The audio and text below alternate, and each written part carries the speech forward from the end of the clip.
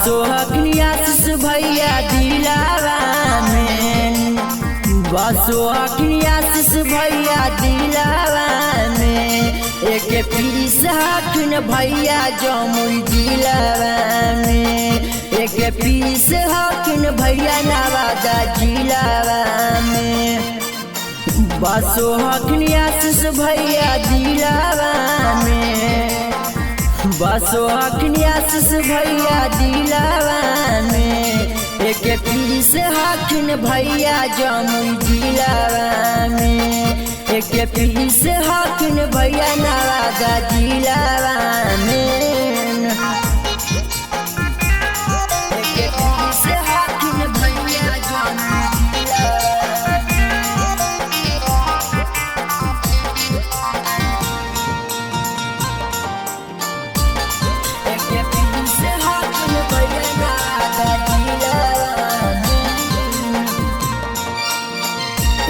खर गाना मारई दिल पसीदे चोट गे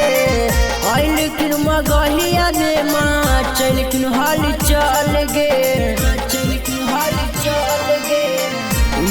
खर गाना मारई दिल पसीदे चोट गे आई, लेकिन मगहिया दे माँ चल लेकिन हाल चल गे। देख लिए ताहू का बोली लावा में है गेन, देख लिए ताहू का बोली लावा में, एक पीस हखिन भैया जमुई जिलावा में, एक पीस हखिन भैया नवादा जिलावा में, एक पीस हखिन भैया जमुई जिलावा में।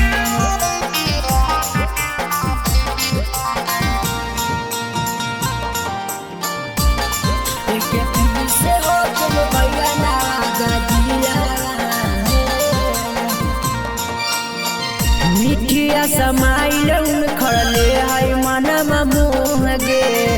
सनद बिहारी उन खर कई बार का फैन गे, मिठिया समाइल उन खड़ले है मनमा मुँह गे,